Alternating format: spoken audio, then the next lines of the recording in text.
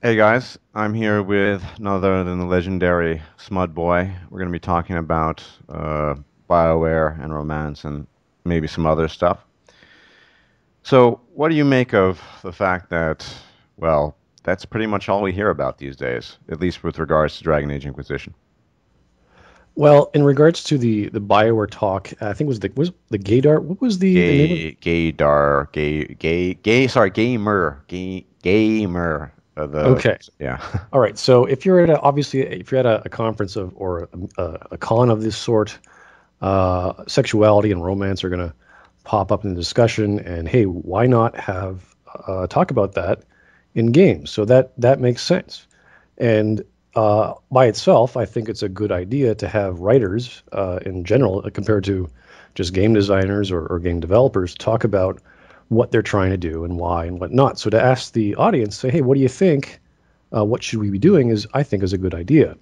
Unfortunately, you're not going to get like the budding writer who's controversial and has all these ideas, going to this thing and waiting to get their question answered. So you're not going to get a lot of great feedback in that fashion. So it's pretty much just a bunch of geeks who are happen to be writers for BioWare, telling them what they're doing. And that by itself is fine. They're just saying, hey, we wanted to do this. They talked about why Dragon Age 2 had bisexual characters. There was no actual writer reason. It was just easier to do. So we don't want to discriminate. We'll just make them all bisexual. And that was that. It's like, oh, there was no other like you didn't want like to have a dichotomy between why Isabella is the kind of person she is and how Meryl is like sort of ambiguously bisexual until you actually romance her. Like those sorts of things. So that was rather interesting to hear that. And I'm kind of glad that they actually had the conference because it gives us at least some insight into these people's So you minds. actually sat through the whole thing, it sounds like. Oh, for sure. Yeah, these Yeah. are I mean these are very rare. Like, can you imagine if we had a Mass Effect? With yeah. Yeah, can you imagine what kind of vitriol would come out of the audience if they were even allowed in the room to say, "What the hell were you thinking?" With Yeah, I think Mac Walters would hire Blackwater or something, probably. I yeah, it's kind of strange. But of course, they're all tongue in cheek. They're always making because writers are very opinionated and they like to make fun of their own work. That's fine. And so that was actually a good thing in general. I thought it was a good thing. Now the actual where the conversation was going and how they were making riffs on their own joke with the Iron Bull and what they're And your doing. privilege. Don't forget they talked about yours, our privilege. That's what David Gator said. Yeah, and again, I like Gator. I've criticized him before in the past for specific writing suggestions and techniques and whatnot. And I think he's actually a decent writer. He has, he was not going to say anything negative about the ending of Mass Effect 3, even though we know he was very much, not into it and explaining Was he? why. I had no idea about that. Is that true? Well, he didn't directly say it was bad, but he knew like the interviews that he had and some of his messages on the forums were like, okay, this is obviously something's up here. Like this is not the right way to do things. So that was nice to know. That was like, yeah, like that was like a few years ago. I like Gator too. I mean, I'm replaying Baldur's Gate 2 Enhanced Edition, and that's his baby. I know he did a lot of the writing for that, and it's just whenever he starts talking about I don't know what is it, white male privilege, cisgender, whatever that is. I mean, it kind of detracts from an otherwise good writer. On the other hand, he was at Gamer, so I guess that's the kind of thing you talk about at a conference like that. Yeah, and those things like I don't really care about as gamers. We don't really give a crap what these overlying or underlying themes of human behavior or nature or stereotypes. We don't really care. Well, we shouldn't, but apparently a lot of people do, as indicated by a lot of vocal quote unquote fans voicing their opinions on the forums or elsewhere. Yeah, I guess it's relevant. I mean, they made a joke about the wiggle room about Iron Bull. How can the animators even have a romance scene with the Iron Bull because he's literally a giant. Yeah. And it's like, well, as soon as they got the green light, they say, "Hey, great, now we can write that." So that's kind of interesting. So that writers have certain limitations. That, oh, I want everyone to be bisexual. No, no, no. It's now we have the freedom to write these kinds of characters. So I am expecting a little bit more maturity on the aspect of, if you're going to have these superfluous side things like romance, or I don't know, grooming a pet, or whatever it is you do, whatever Dragon Age Inquisition that tends to do, I'm glad they're at least talking about it, so we know what to expect. Yeah, I suppose. I mean, I was admittedly a bit hyperbolic in my video, but it just the enthusiasm a lot of people show for the romances kind of reminds me of how, with regards to the train wreck Mass Effect 3, which I finished my LP recently. It was just, I literally at the ending just did eeny, meeny, miny, mo, ended up going Renegade Control because, well, it didn't matter anyway. And Casper tells you that he wouldn't want to be replaced, so I did that to spite him too. But, you know, how people's biggest issue with that was that somehow the romance got ruined. I mean, often I read that oftentimes all over the internet that it wasn't, this disembodied train wreck of an ending that's connected to this really strange plot with this one of the worst Deus Ex conceptions ever. But it was just, the love interest kind of got messed up. That you heard that a lot, and I mean, I could be completely unjustified in my suspicion or my concerns. Maybe they've made an amazing story out of the whole thing, but on the other hand, I mean, Dragon Age 2, I don't know. I'm really on the fence. I might have jumped the gun. I admit it, possibly. Uh, I don't know what you have gone on record with me as saying that. I mean, I guess the term you was, Dragon Age 2.5, something like that. Yeah, What makes you suspect that? I actually said 2.4, because 2.4, right? 2.5 implies that it's going to be half of what Okay. they've done and just add on top of that. I don't think they're quite there yet, because they haven't really done anything special aside from saying, well, we're going to look at Skyrim and we're going to copy some of what they do. That's really okay. You know what? We've really screwed up doing level design. Let's just go in the exact opposite direction, and hopefully that'll solve the problem without actually addressing what the issue was in Dragon Age 2. So it's kind of funny when you look at what they're going to do with the characters and the story, because I don't really care if there's all these romanceable characters and whatnot, so long as it's done well and it's done within the context of what's going on. So Exactly, which is what reminds me of that's how the Baldur's Gate 2 romances way back in the day worked. I mean, the whole thing revolved around you. I mean, anyone who hasn't played Baldur's Gate, sorry, there'll be spoilers, but you being the ball spawn and that tension between even towards the end, do you choose to stay with your so-called love, or do you ascend to divinity? I mean, that whereas with, I mean, certainly in Dragon Age 2, those romances were just, you're just kind of hanging out, and then there's this story, whatever the story was. I'm not even sure anymore. It didn't really tie in well, I thought. that's true, but the aspect, I think the most important aspect of Dragon Age 2 were the companions and their association between each other. And that's what I think, Okay. as much as you dislike or like Dragon Age for whatever reason, the entire series, that's what BioWare is very good at. They put a lot of effort into those seemingly random scenarios where two or three or your whole party just starts talking randomly. Yeah, That's done well. absolutely. The banter, yeah. Yeah, so to have romance on top of that is nothing new. You see it in comedies, you see it in adventure stories. It's kind of natural. So to have it as a control, say, well, how do we make it optional? How do we lock it in? They talked about gating. There are some characters that will not, they're bisexual, they're homosexual or whatnot. They will not do a certain thing. And I was thinking, hey, that's great. But then Yeah, they I kept agree talking. on that. Yep. But then they kept talking about gating, and they talked about how, well, we can't have a character who's like pro Templar, and he'll only like you if you're a pro Templar or pro Mage. And I'm thinking, well, why the hell not? If you're talking about gating, and you just said, well, there's certain gates that you can't go through because of sexual preference, then why not philosophical preference? Why not? Absolutely, but I think that was due more to time constraints, story complexity. That was my impression.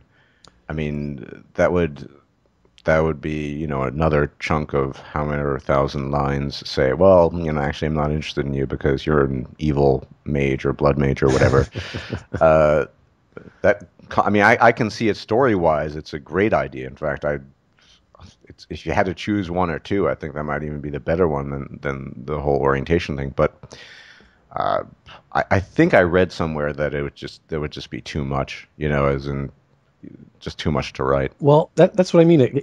That's what I mean. Like, it doesn't have to be on top of. That could be the actual character you're writing. Don't have them based off sex, but have them based off social standing. Have them based off what class you are, or how you kill people, or whatever. Like, that could be that character, and there's nothing wrong with making a very Cullen, well. for example, not going for a mage. That would fit, perfectly. Yeah, yeah. But I think the most interesting aspect of that talk, for the romance speech at least, was one girl stood up and she says, "Well, what about the asexual community?" And I was like, "Okay, here's a whole group of people I've never even heard of. I had to actually research that." And essentially, it's people who may or may not have sexual emotions and feelings, but they just don't act on that. And I'm thinking, wait a second, if you're going to have a relationship that's not based on sex, isn't that just a relationship written well? Just have a character who associates with the player character in a very intelligent, mature way, like you saw in Knights of the Old Republic 2. All the characters, or even Knights of the Old Republic, all the characters there were just enamored in some way or another, if you're light or dark, on the main character because of how much power and how much control he had and how he was influencing events. And they did such an excellent job with that, with Kreia, with the Handmaiden, with Visas Mar. It was more than just the physical thing, and it never even got to that. Like, it was never. Yeah, Uh, I'd say overall there's some hit or miss, but Garrus too seems to have the best sort of friendship dialogue I think throughout Mass, even through most of Mass Effect 3, arguably, uh, without any sort of physical attachment there. yeah, and if they, I think the head, the head touching in Mass Effect, was it Mass Effect 2? I think the romance scene was The head just, touching, yeah, yeah. yeah, that was all it was, and that's all it needed. And then, of course, you have the people, oh, we wanted a sex scene, we wanted, all this other nonsense. It's like, well, you're kind of missing the point of what they were trying to do, and what Garrus is the most, like, he's 100% behind you. He is that kind of guy, and that speaks a lot more than whatever romantic inklings he may or may not show. So that, I think, was much more important. I think they did a decent job with the Garrus character. I don't know. I haven't really played FemShep and done the. Yeah, I was when I was finishing my playthrough, I ended up romancing Liara, but I just meant if I weren't a heterosexual male, I probably easily would have gone for Garrus. I mean, I had so much better even the dialogue was better with him. I mean, the way he asked about you sabotaging the Krogan Genophage, it's just they did a pretty good job with him, even Mass Effect 3, which, at least some silver lining. But hopefully it'll have. I mean, in fact, Gator went on record saying, "No, no, we don't just have romances. You can also develop friendships and have deep conversations with these people." Well, hopefully.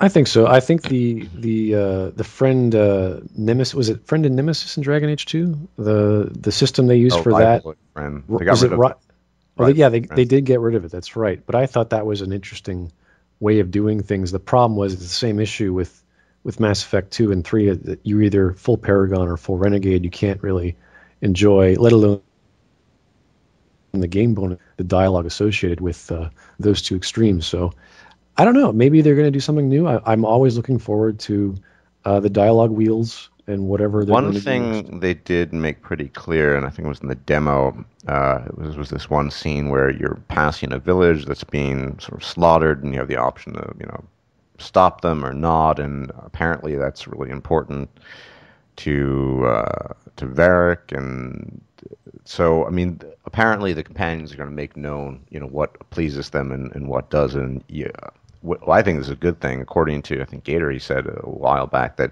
you can't make everyone happy, so there's going to be some kind of tension and something along those lines, which I think is a good thing, um,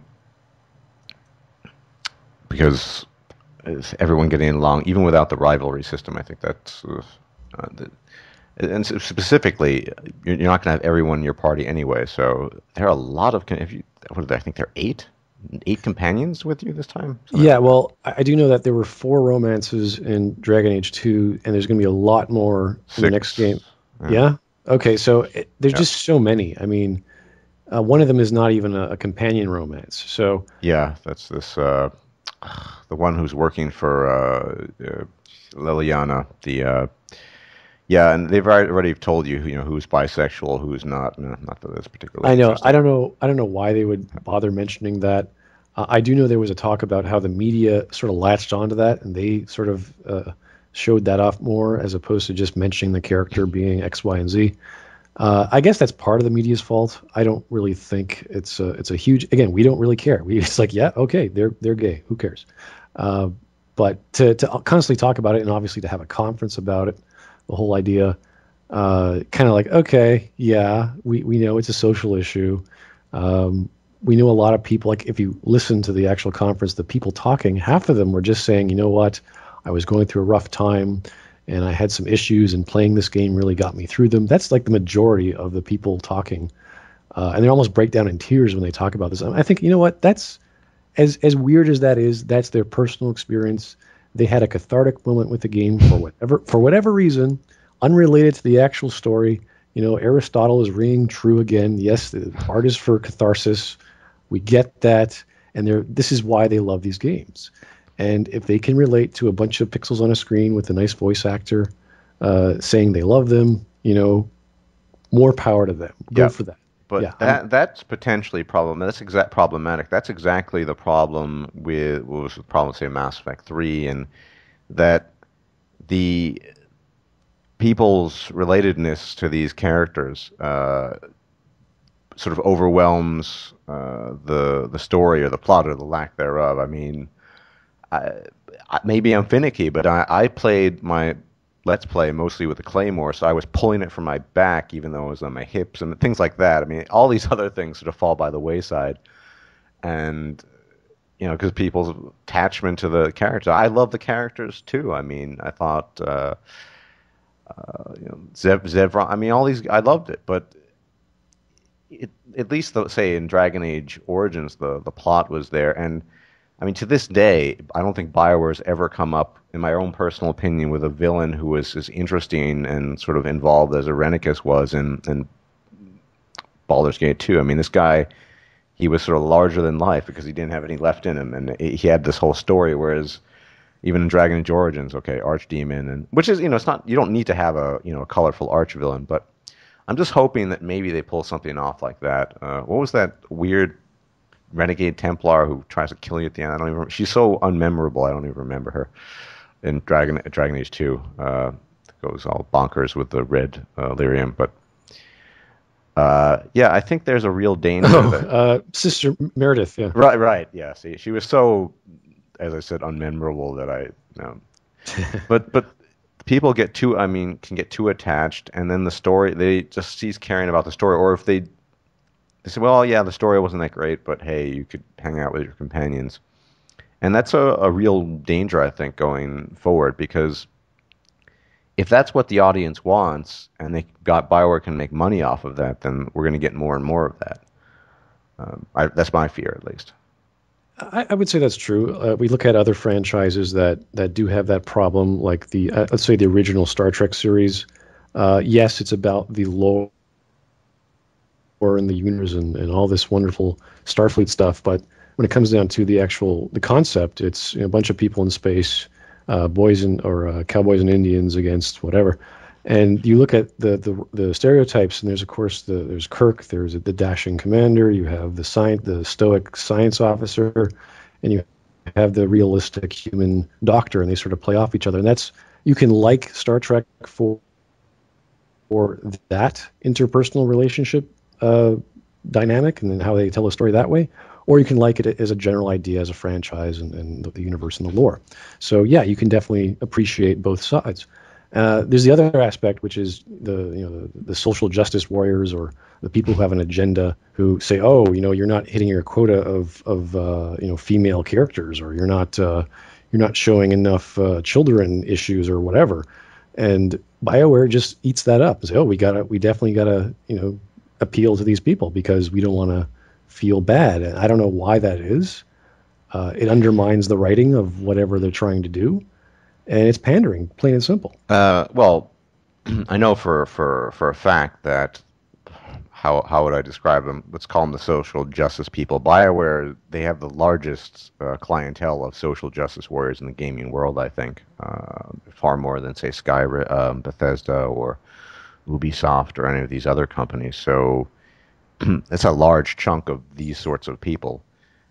And, you have to cater to them to some extent. And then again, I hate bringing politics into it, but I love Gator's writing to a degree, but when he starts talking about, this kind of privilege, and so there's a connection between some of the writers and the other people on who are writing, and those kinds of people who are, in air quotes, concerned about these quote unquote issues, which are non-existent in video games. It's freaking fiction, but whatever.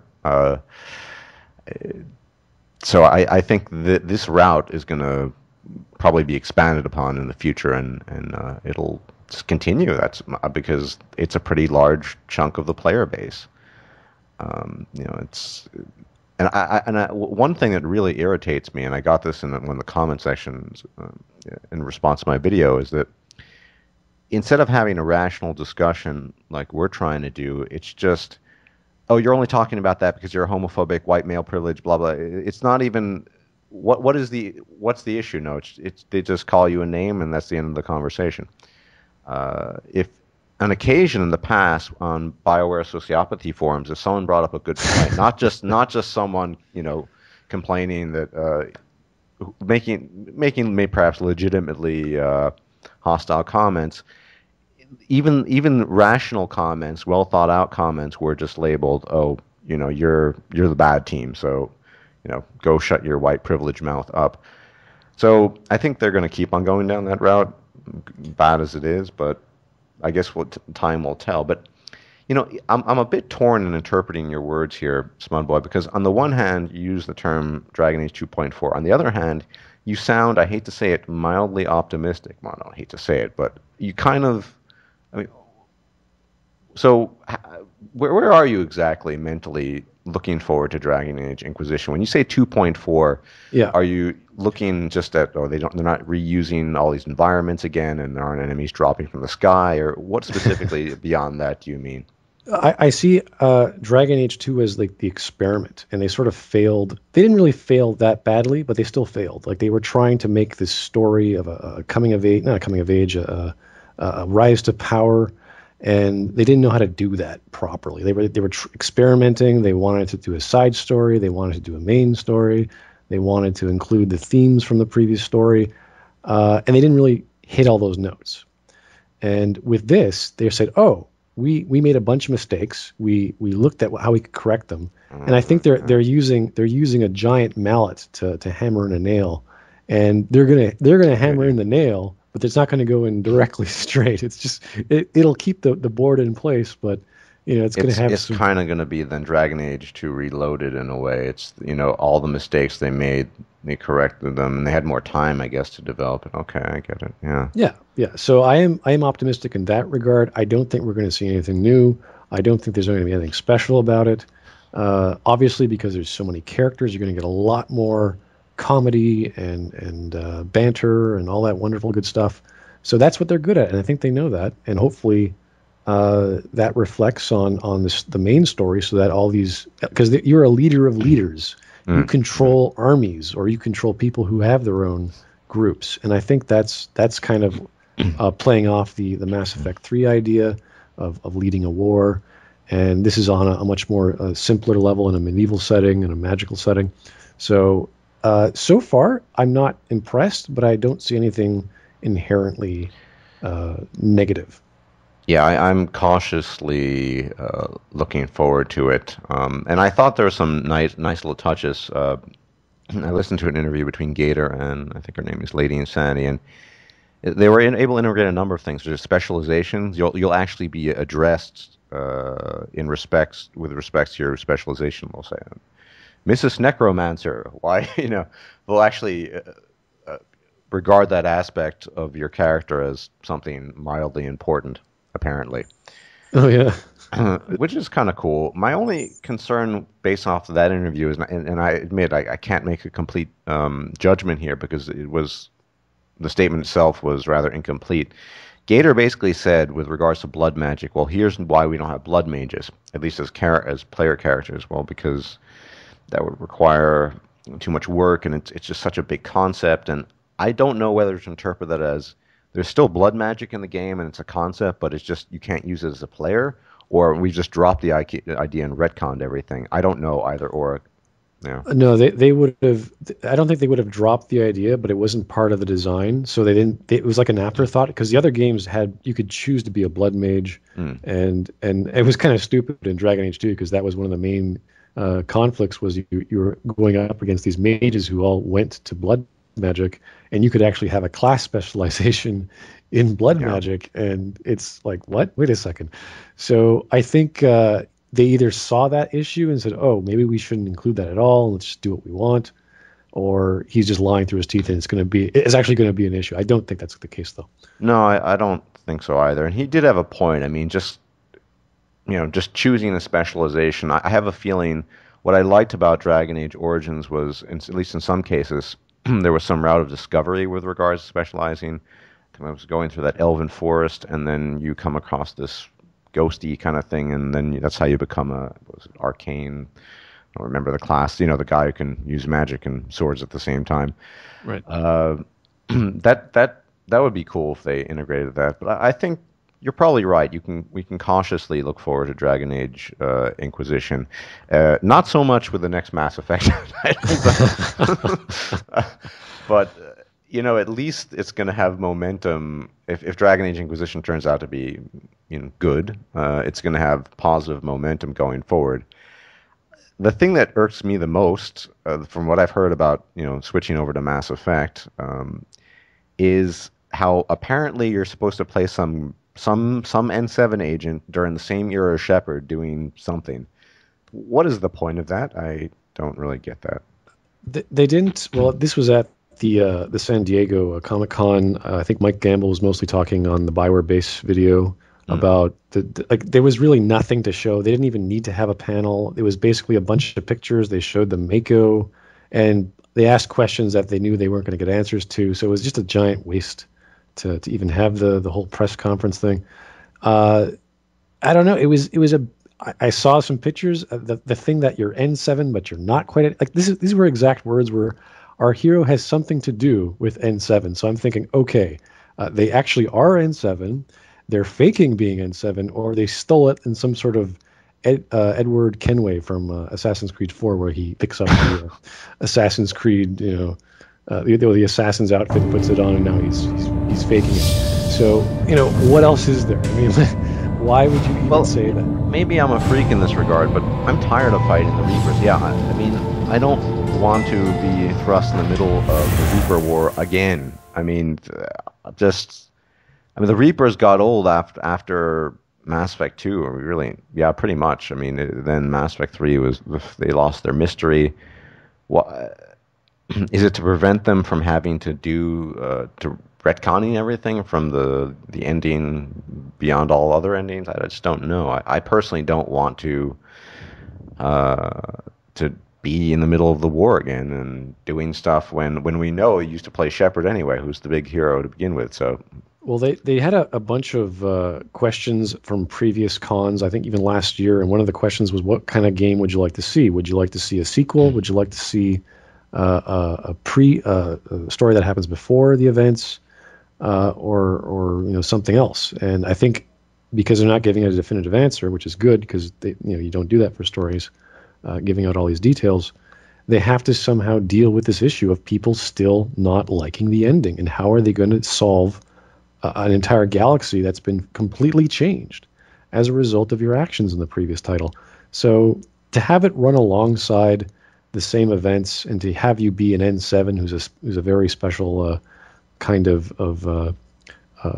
designation in the military can actually work. I can see it working. whether it's going to work well, whether it's just going to be a shadow of what Shepard was. Uh, it could be done that way. It could be done well. It really depends on how they construct a narrative with appropriate gameplay features that are fun and yet not as good as what the narrative of, or not to say as good as. I mean, it's a kind of a giving too much embellishment to how intelligent Mass Effect 3 was composed, but to make it seem like, oh, I'm a really powerful dude. Why didn't they use me in actually fighting Reapers? Now I'm doing something else, or maybe I'm solving some other mystery or whatever. But Mac Walters, I mean, I have no faith, no confidence in. I don't, as you say, I echo your sentiment. I mean, he should be fired. At least Casey Hudson has some technical expertise in game design. I mean, not writing, but he probably can code stuff. But Mac Walters, he's just some dude who writes stuff and can't even do that really. So, well, I'd like to think that any writer can get better with appropriate criticism and editing and mentorship. It's really not that difficult. It just takes a few days to say, okay, let me look at your script.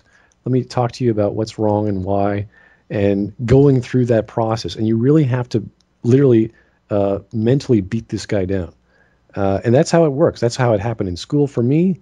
It happened with other students, and some students couldn't take it. They left the class, and we never heard from them again. So if they can take criticism and they can take edits and suggestions and be open about why they're doing things and why it should or shouldn't work, then great. They can be a better writer. They can make it work within any kind of narrative of any setting of any genre.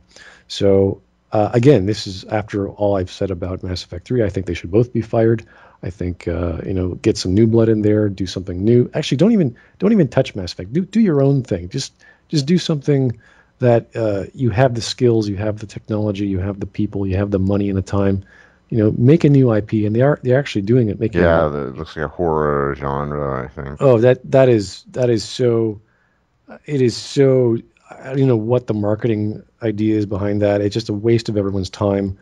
Doing a full live or an FMV videos of supernatural phenomenon and tying it into a game is just ridiculous.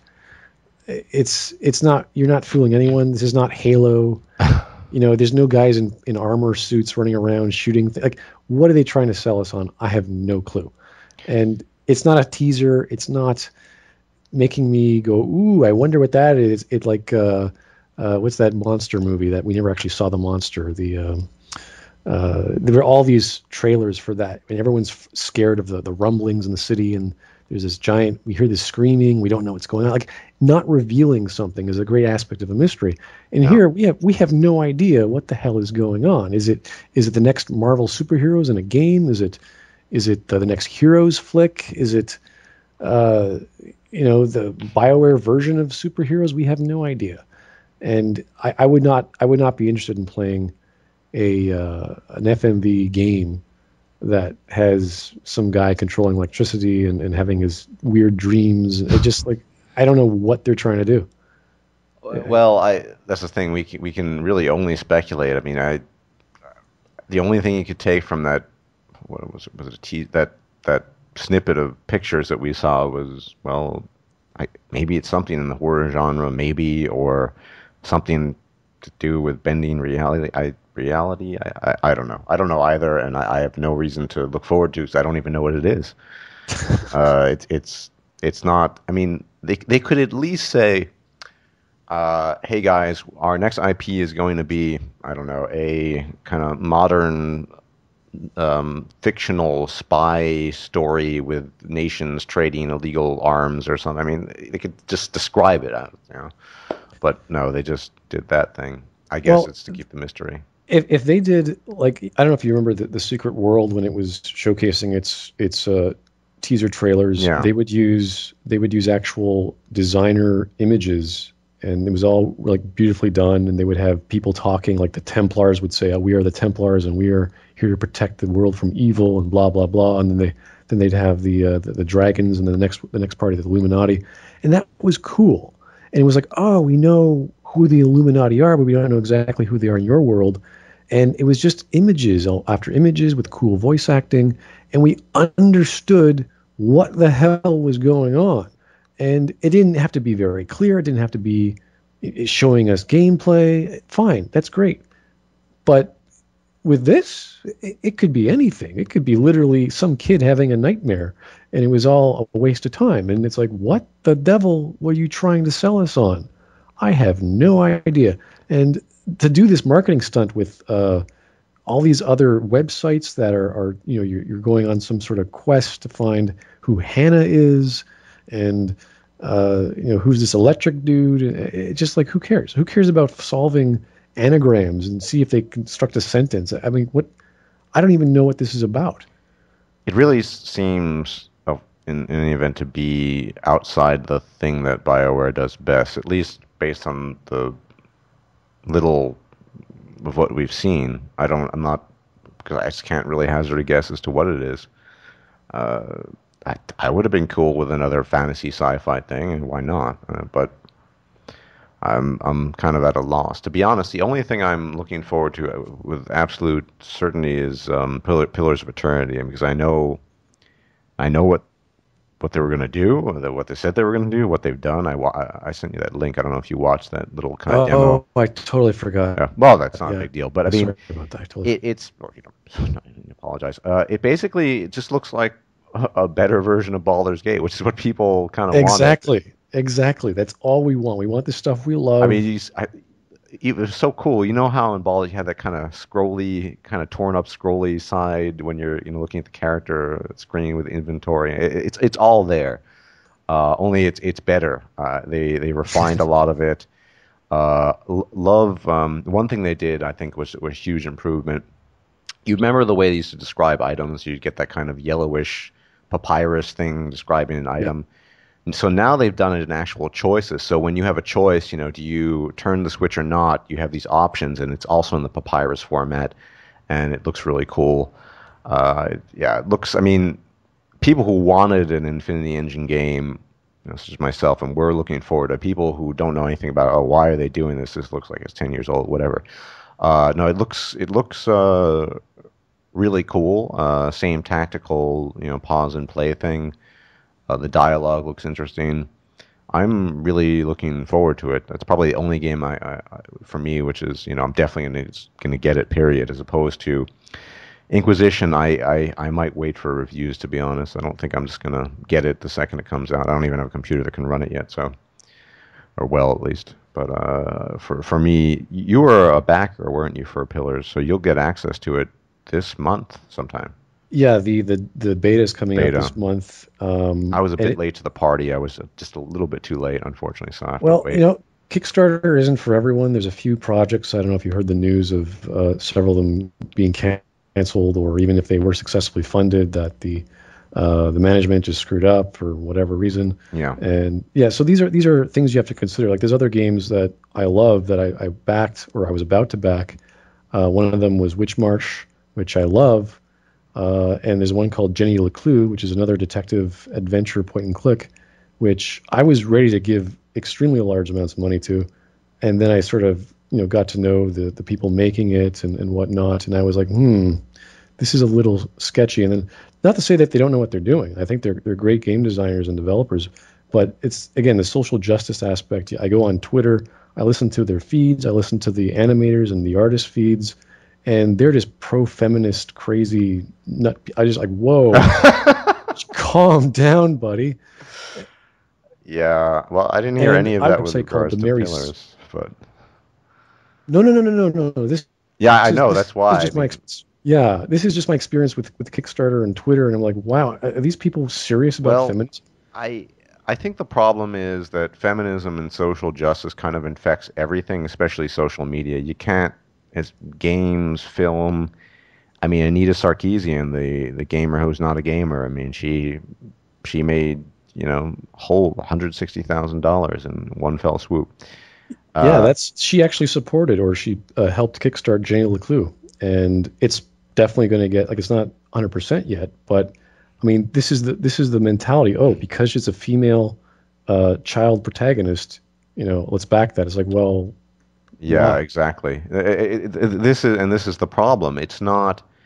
I mean, this is why they can't actually argue their point. When you go say sociopathy forums or elsewhere, they'll just name call you or label you. It's not.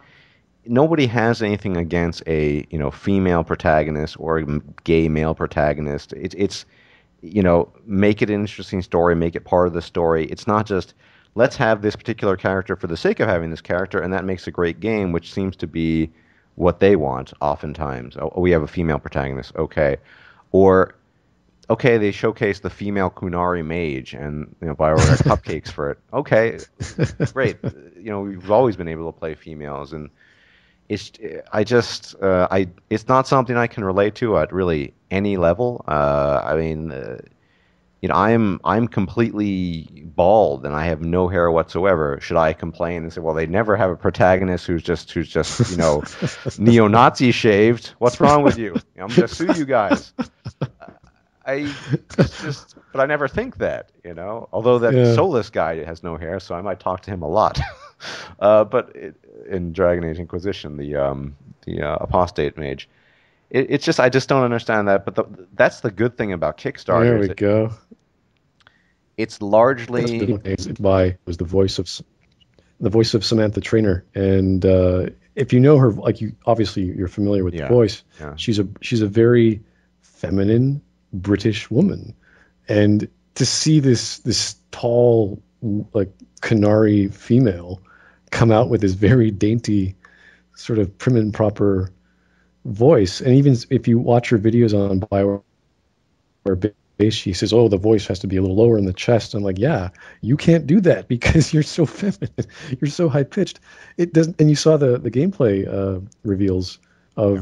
of this character. It just does not work. I'm like, this is not Not for what it could. Kunari. Probably choose the No. American voice. Hopefully, the American one's better. Maybe for a female elf, I have no idea. But Uh, yeah, I just this is just not something I can relate to, but in games. But that's the good thing about Kickstarter is that it's largely immune, not always, but largely immune to criticism. They don't have to pander because usually the audience wants something specific. In the case of Pillars of Eternity, they wanted a souped up Infinity Engine game, uh, a true heir to Baldur's Gate, and they didn't say, and we want this kind of person represented. I mean,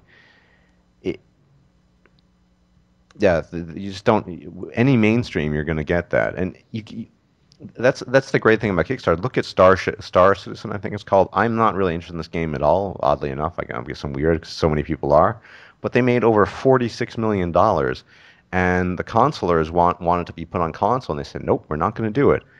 And I think that's the power of Kickstarter is the guys kind of do what they want in concert with the backers, or the people who want the game, and they don't really have to worry about uh, people who want it on console, in this case, or is this PC enough for that's politically correct enough for this particular audience?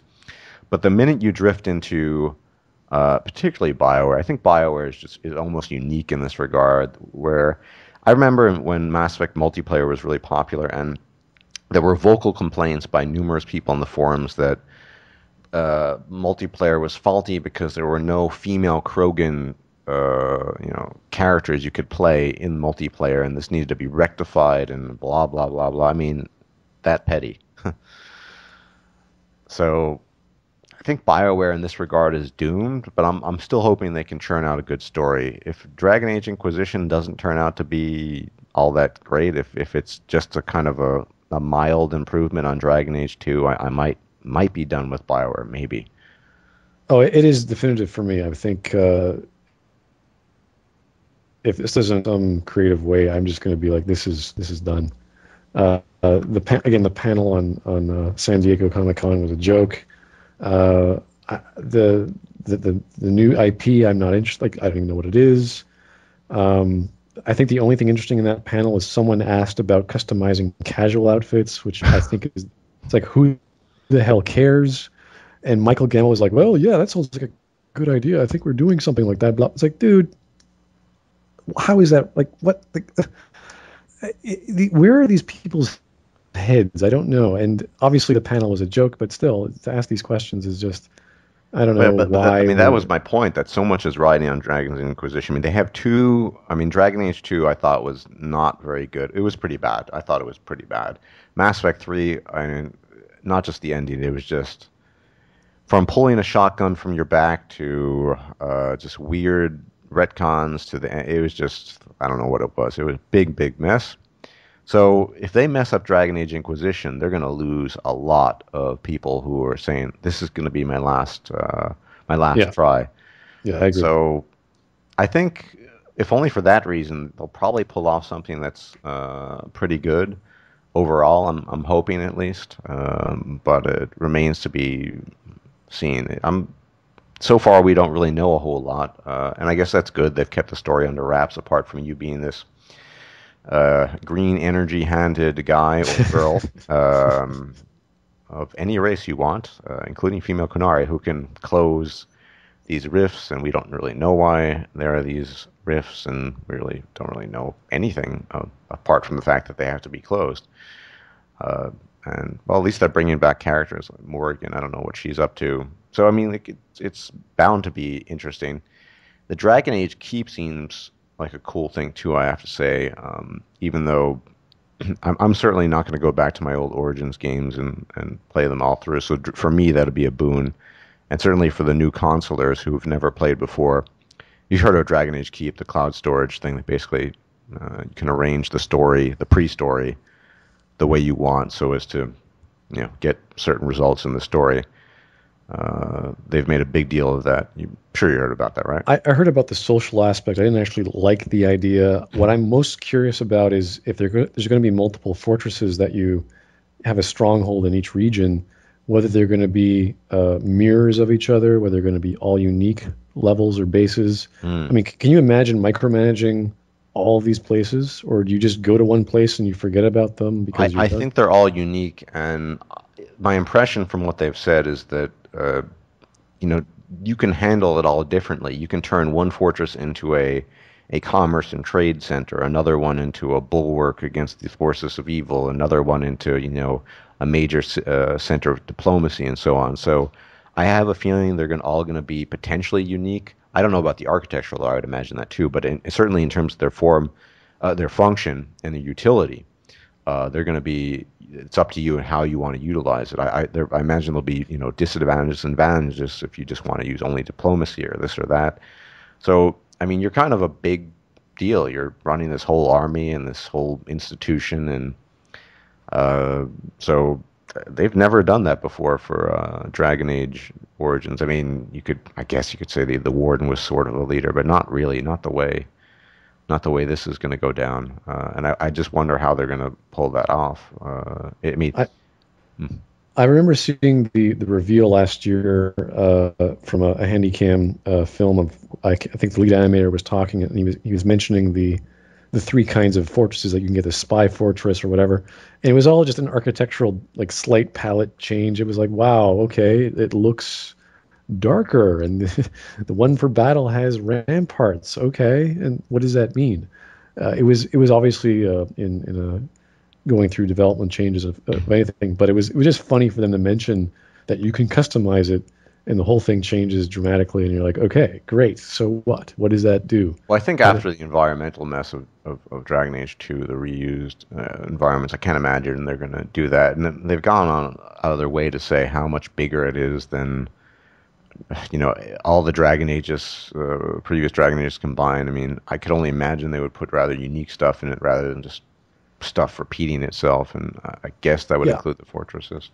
so they listened to fan feedback. They got the major main characters they liked, which was Leliana, Morgan. Alistair. Definitely more. They have to bring Morgan back. If they don't bring her back this game, it would have been a waste of whatever they learned from Dragon Age 2. Hopefully Plymouth. more. Hopefully Flemeth. Zevran was a favorite, I think. Zevran is not coming back though. That's been confirmed. Oh yeah. Oh geez. So Alistair, I assume, is going to have some involvement. If you choose for your cloud storage thing, if you choose to have put him on the throne, I mean, or maybe he was killed, put to death by Honora. Who know? I guess that's all going to depend on what your background is. And as well. I mean, there's the default setting, so I think that's where this Dragon Age Keep comes in handy. It's kind of like how with Mass Effect 3, when it came out, it had all these books and comics and things like supplementary material beforehand. It's the same with Dragon Age Inquisition. There are books that Gator wrote that are there that tell story of Isabella and Varric and what they did and freeing people and whatnot. So there were all these stuff. There were all these stories, and of course there's Cassandra who had her own 3D anime, which I remember critiquing before. So there is a lot of things that are diverging into this storyline. So I can see it working and not being a total mess. On the other hand, I could see it just being a giant cauldron of nonsense of just, hey, here's Cassandra and hey, here's her and all these things are happening. You're like, why? How is this Yeah. connected? I mean, I guess that would be the proverbial biting off more than you can chew. That they have so many characters and so many areas and so many this that they just couldn't tie it all in together. That's a possibility as well.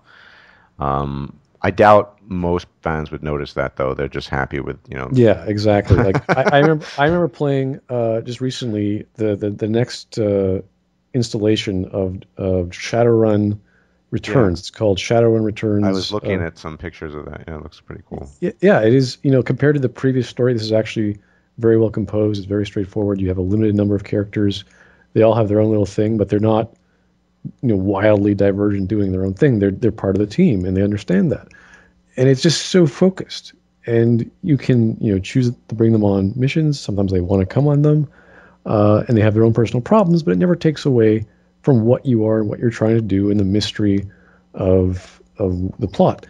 And I think this is fantastic. This is actually a straightforward, very clearly done, well done, composed uh, title by the same makers who made the game, and yet still allowing the tool set for you and I, if we ever did The want to, tool make it. set, yeah. Yeah. So That this was this huge for Dragon Age Origins. I remember I even participated as doing some VO for a couple of mods back then. And I even learned a little bit about modding, at least for Dragon Age Origins. It was I if they brought that back, they could do so much, and a lot of people would be happy. But I don't think they are no, actually. I know they're not. I'm just saying if they did, if clause. No, I don't think they will. I'm not sure why. I mean, I have my ideas. I think one possible idea is that they just don't want to exclude the console people. Could be it. Um, Yeah, I think that this game was designed for consoles. You look at yeah, the HUDs, you look at the GUIs, they're like, oh, it's designed for a joystick or whatever. So yeah, I think that's gonna again, it's also gonna be another impediment to. yeah, but if you think about it though, it's really funny because they talk about how much they learned from Skyrim allegedly. Yeah, Skyrim is still going strong today because of the creation kit. I mean, even mods are being made now, and I might be working on a mod with a friend next year for a really complex, companion, and I'll be voicing them and all there. You can still do so much with it, and it adds so much longevity to the game. And take a cue, Bioware. Look, look, look.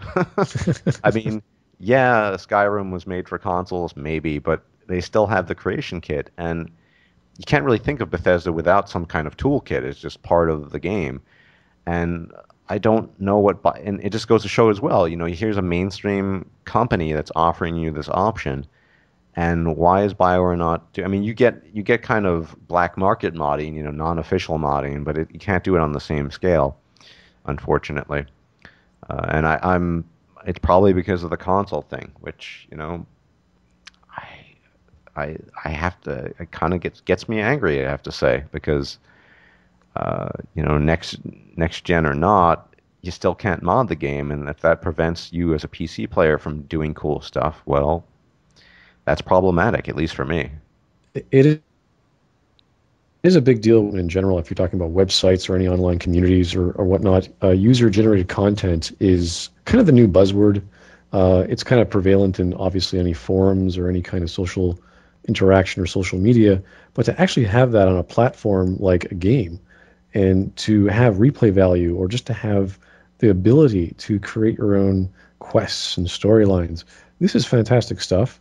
It should be present in any new game that comes out nowadays. That tends to be a big contender for RPG of the Year or anything by, again, as you said, Bethesda. That's what they do. That's what they're known for. And if they really understood what Skyrim is all about, all you got to do is go to the mod nexuses and just check them out and see all these amazing Skyrim Yep. mods. There's hundreds of these And things. And Bethesda learns from the mods. I mean, I forgot that weird build your house mod. That was actually they didn't openly admit it, but I know for a fact that it was basically copycatted from a player-made mod, which involved building your own house. And part of the agreement with Bethesda is they're allowed to just use any mod, player-made mod, and just claim it's their own. But whatever. Um, at least the option is available there. Whereas we back in the day we did so much with Dragon Age Origins, and there were huge mods and little mods, and the Winter Forge, that was a really great one for crafting thing. It was just, I don't. I mean, the consolers can't play with the mods. Well, who cares? I mean, it's still a great option, and they should make it available. Absolutely. Every game, I've been playing Divinity: Original Sin, and you can mod that as well. oh, nice.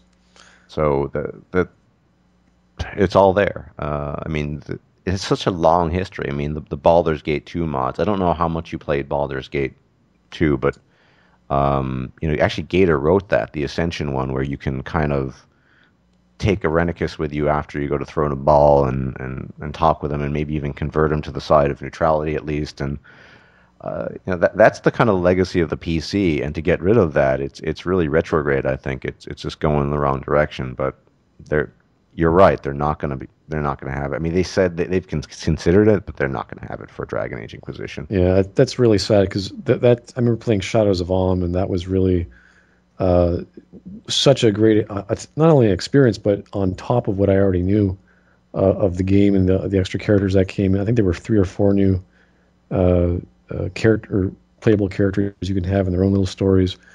This just keeps adding more to what you already like. Like that's what I say when I talk about DLC. I don't understand why people dislike the idea of being able to purchase a $5 or $10 attachment that you install that just opens up this whole other world that, well, obviously if done right and works along the main plot or adds to the main plot and somehow, that's a great idea, and that's not easy to do. And I'm be willing to pay that little $10 a year later or whenever, even 10 years later, if I can revisit that world and rediscover it in a new way. And that's what the creation kit is all about, or the tool sets. And people want to keep doing it. That's why Neverwinter Nights was so popular Oh by yeah, itself, or Neverwinter. I think it was Neverwinter. yeah. Yeah, It like was number two. Neverwinter. By itself, it wasn't that great a game. But then they Well, Obsidian took Mask it. of the Betrayer was really good. I don't know if you played that. Exactly. That's Really they found a tool set. They started using it. It was cheap. I mean, I think it was free. You can use a tool set to do whatever you like until you license stuff. Fine, great. And get Chris Avellone in there, get all these wonderful animators and storytellers, and it's just this fantastic experience. Yeah, And it Mask of the had, Betrayer, man. Sorry to interrupt. That was such a good story. That really was yeah, amazing. it had romance, it had drama, it had all these, your Just a really heroes. shocking ending, and just yeah, It had all that stuff, and it was all neatly linear and yeah. everything worked out. So that's what we hope to see with Pillars of Eternity. That's what I hope with that variance, and that will help. I think not push the genre forward because it's already there. We just need more content of the same, so people can say, "Hey, do you know who Black Isle was, and why are they great?" Well, I do know, and this is why. And you can show them, and they can go on GOG and download for $5 Planescape and try it out and understand why these games are in demand and why they're such gems nowadays. And they're going to keep being gems. And we're always going to go back to Planescape and say, can we make a game like that? And why can't we? And what's so difficult? The technology is not the problem. It's getting people to actually demand these things and getting big companies to say, yeah, we're going to do this the right way. And they I don't need. I think the issue, Stefan, I'm in complete agreement with you, but I think the issue really is it's just the gaudy, glittery, it's the graphics. I mean, that's what, as you notice, what they're talking about with Mass Effect, the next one. Oh yeah, next generation console, we can put trees and valleys and Oh rocks. yeah. I mean, But even the video you showed me, I didn't get a chance to watch it, but I was reading some of the comments, and they were like, "Wow, whoever did the animation or the art Yeah, for this yeah. really was really bad, and I was like, okay, maybe. Who cares? I mean, I mean, they didn't get it. It's meant to be an isometric RPG. I mean, that's everyone who wanted that, including myself. That's what we wanted. So, that. But this is not the majority. I think the youngsters these days want, they want the flashy animations and the cool graphics and that. I mean, story be damned. I mean, it's now I've been playing the enhanced edition along with a bunch of mods recently in Baldur's Gate 2, and it's refreshing to have to go back to reading stuff as a. I mean, in some way, you can new characters I get to know and what have you. Yeah, but that's not what most people these days want, unfortunately, and the majority is going to dictate what's what. Unfortunately, yeah, I think. that's really interesting. The aspect of wanting to read text on the screen, and this is the one problem I still have with Shadowrun Returns, which I think is a great game, or at least the sequel is a great game. But the dialogue box takes up about a fifth or a sixth of the screen. It's really really tiny. With Baldur's Gate, you get the entire half screen. It just pulls up, and you get this giant dialogue. You choose things, and that was the problem, I think, in the GUI, in the HUD, not to have big readable font, having all these choices laid out before you, having the character portraits, having all this detail. That's what I want to see more of. Even if it's not 3D, if it's not fully voice acted, I don't really care about that. I want to see these characters communicate in a very appropriate way in relation to the story. So that's what I'm missing, and that was my main gripe with Shadowrun. As beautiful as it's done, the setting is beautiful.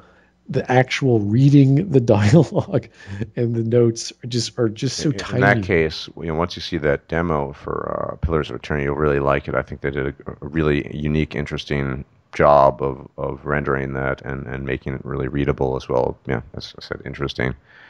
But yeah, I think, and that's, on a final note, that's what a lot of people were worried about when they before Dragon Age 2 came out, and they were used to this unvoiced protagonist, the warden, and the concern was, you can't really, the voice might be off. You can't, you're not imagining yourself. And there you go with Samantha Trainer. I mean, here's this supposed to be this militant Kunari mage, and then she's saying, you know, let's get on our horse, and it's just doesn't really fit. And it's a make it or break it kind of thing because you don't have any other. I mean, you have the other voice that you can use, but yeah, I And think this is not to say anything bad of Alex or Miss Regan, because obviously that she knows what she's doing. This is yeah, about no, it's just yeah, this is about the voice director doing whatever they're doing.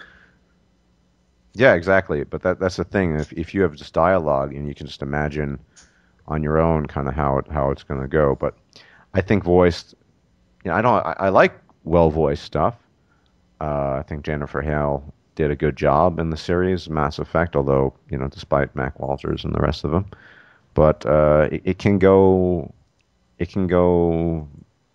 painfully wrong sometimes depending on the context. So I guess we'll just have to wait and see with regards to that. But definitely check out that demo that I sent you. It's Yeah, really I'm going to do that right now. Yeah. pretty fairly revealing. You get to see kind of the basics, character creation. They talk about all the extra classes they added, and what I really liked how they what they mentioned was how they're how the world there is defined less by race and more by your region. So it's this I forgot the name of the world, but it's this colonial area, and it's not so much that you're an elf or you're a dwarf, so much as you're from that area. And if you were to meet an elf or a dwarf from the other side of the world, they would be just as foreign. So it's not as. I think it's a really interesting concept.